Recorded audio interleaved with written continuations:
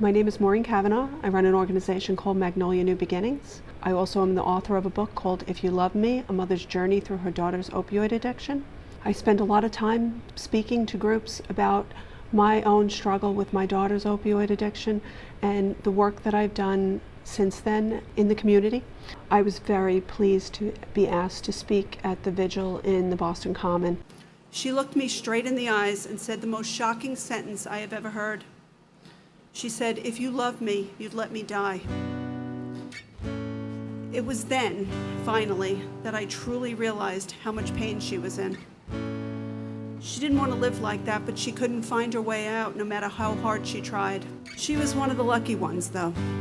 Today, after over 13 overdoses, she continues to fight, but still survives. It meant a lot to me to be standing there with people who had lost their children, people that are advocates that have worked so hard to be able to erase the shame and the stigma that goes along with this disease, and to pay tribute to all of the people that we've lost, those that are also in recovery that day. It was an amazing experience. People need to know. They need to know who this happens to, because I think people try to protect themselves with the idea that it only happens to somebody else. So this can't happen to us. And I'm here to say that it happened to me and it happened in my family. And if it can happen to me, it can happen to anybody. And we all know that, but not everyone knows that. When Derek and Sammy asked me to be part of the Revelations Recovery Award, I had no idea which award I was going to get. But I was thrilled to be asked and thrilled to come down there and talk with these amazing people. Recovery Fest was an amazing experience of bringing people together, a concert that was held for people, not just those in sobriety, but also those supporting people in sobriety. There were nearly 10,000 people there. My book is about my personal, intimate journey through my daughter's struggle with heroin. Each of us has a story, and that one is mine. The strength and courage that it took for both my daughter and me to get to today is monumental. Just over a year ago, my daughter begged me to let her die.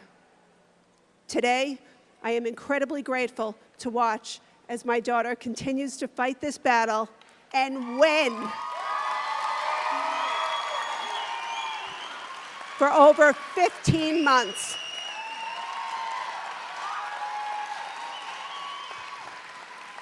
I am in awe of all of you, and we want you to know that there is strength in numbers and power in telling your story. The best part of the concert, I think, for me was to be able to speak with my daughter, who has now almost 16 months of recovery, and talking about our journey together. I was so blessed to be standing next to her, and that feeling was one of the best feelings I've had almost since the day she was born.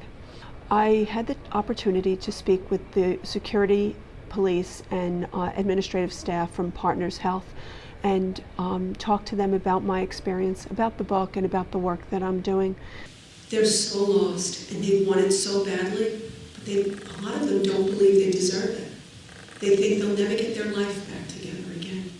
So you may see them walk into the hospital you work in 10 times, 20 times, and you think to yourself, for crying out loud. But for whatever reason, once their mind clears, many of them, all they can think about is how they will never get their family back, and they will never get their life back. And they've done so much damage to themselves and other people. What's the point?